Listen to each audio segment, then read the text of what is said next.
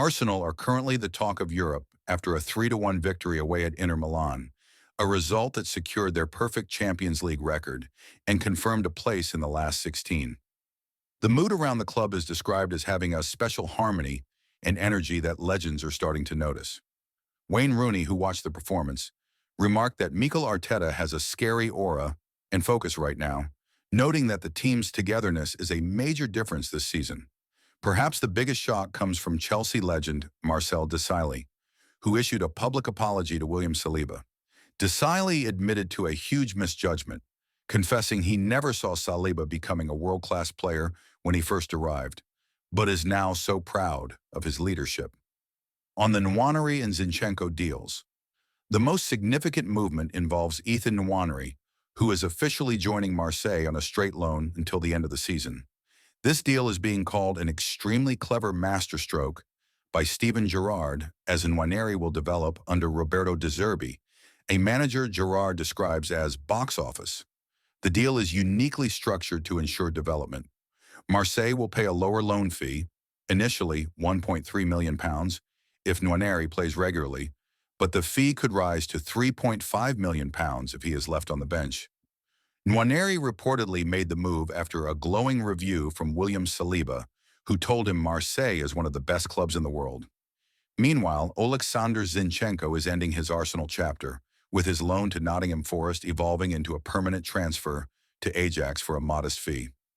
On Arda Güler and the Brazilian Pedri, Arsenal's long-term planning is in full swing. The club is actively monitoring Arda Güler at Real Madrid. Dubbed the Turkish Messi, Güler is seen as a successor to the creativity of Mesut Ozil, and while a summer move is more likely, the Gunners are watching closely following Xabi Alonso's departure from Madrid. In Brazil, Arsenal have reportedly made direct contact with Corinthians for 20-year-old midfielder Breno Bidon. Dubbed the Brazilian Pedri for his technical maturity, he is available for roughly £21 million. Additionally, the club is tracking Real Madrid's 19-year-old defender, Victor Valdepenas, who possesses a £44 million release clause. The rebirth of Gabriel Jesus. The debate over who should lead the line has been reignited after the San Siro clash. Gabriel Jesus reminded everyone of his quality with a clinical brace. Jesus admitted that scoring in that stadium after 11 months of injury struggles was like a tease on my eyes.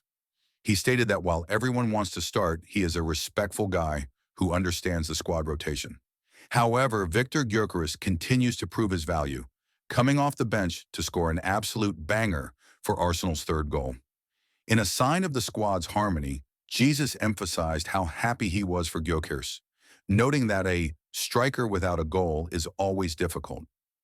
Arteta now faces a selection headache: the clinical instinct of Jesus versus the tactical presence of Gyökeres, who has started 20 games this season with the team winning 18 of them. Lastly, eyes now turn to Sunday's war at the Emirates against Manchester United. This is a personal revenge mission for Arteta, who faces Michael Carrick, the man who beat him in 2021 and cost Arsenal a Champions League spot. Team news update: the big returns. Bukayo, Saka, Martin Odegaard, and Declan Rice are all back in training and expected to be available. Injury watch: Riccardo Calafiori, Piero Hincapié, and Max Daumann remain sidelined. Hincapié is close to a return, but is currently doing soft training to see how he reacts to increased intensity. Tactical debate: there is a question over whether to keep the magnificent Miles Lewis-Skelly at left back or move Jurrien Timber there to handle United's pace on the wings. The final verdict: Arsenal sits 6 points clear at the top of the table. Legend Alan Smith predicts the Gunners will extend this lead to 7 or 8 points by the end of February, as Manchester City continues to look vulnerable. With the squad nearly at full strength and the bookmakers pricing Arsenal as 1-6 title favorites, the momentum is undeniable. Outro: is this finally our year? Drop your score predictions for the United game in the comments, smash that like button, and subscribe for daily updates. Come on, you Gunners!